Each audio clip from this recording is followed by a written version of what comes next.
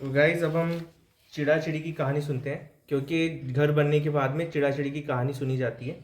तो चिड़ा चिड़ी की कहानी इस प्रकार है। चार चिड़ियां कार्तिक नहाई।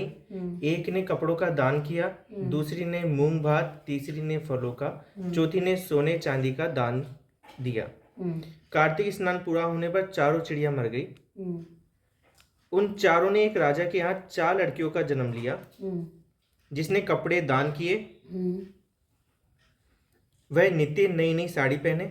जिसने खाने का दान किया था उसे नित्य नए नए तरह के पकवान मिले, और जिसने फलों का दान किया था उसको नित्य तरह तरह के फलों का दान किया था उसको नित्य तरह तरह के फल ही खाने को मिल जाते। जिसने आभूषणों का दान किया था उसे नित्य सुंदर सुंदर आभूषण ही मिलते, लेकिन किसी को दूसरी चीज नहीं मिलती थी।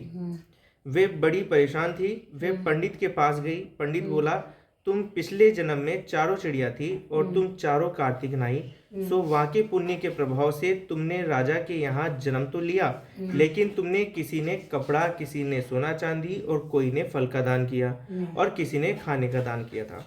सो तुम्हें अब नित्य वो ही वस्तुएं मिल रही है, इसलिए तो सब वस्तुओं का दान करना चाहिए।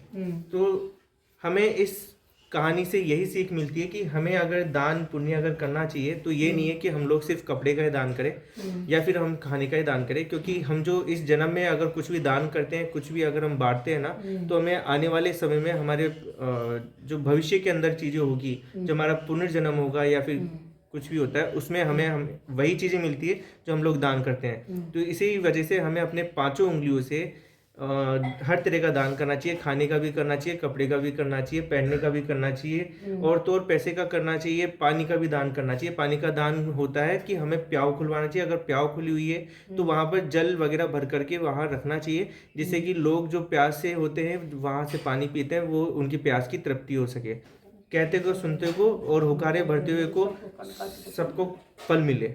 गणेश जी की कहानी। एक मेंढक था, एक मेंढकी थी। मेंढकी रोजाना विधायक जी की कहानी कहती है। एक दिन मेंढक बोला कि तू रोज पराये पुरुष का नाम लेती है, यदि तू अब नाम लेगी तो मैं मोगरी से तेरा सिर फोड़ दूंगा। अब यह सुनकर विधायक जी गुस्सा हो गए। राजा की बांदी आई और दोनों को पानी के पतीले में डालकर ले गई और चूल्हे पर चढ़ा दिया। जब दोनों सिकने लगे तो मेंढक बोला, मेंढकी बहुत कष्ट हो रहा है ना, तो विधायक जी को सुमिर, नहीं तो हम दोनों मर जाएंगे। मेंढकी ने 7 बार सटक विधायक दो कहा, और जब ही 2 सांड लड़ते हुए आए और पतीली में सींग मार गए, वे चूल्हे से गिर गए और मेंढक और मेंढकी भागकर सरोवर की पाल में चले गए। हे विधायक जी महाराज, जैसा उनका कष्ट काटा वैसा सबका कहना सुनना, हुकारा भरना कष्ट काटियो, हमारा भी काटियो, हमारे सारे परिवार का काटियो। बोले विधायक जी महाराज की जय।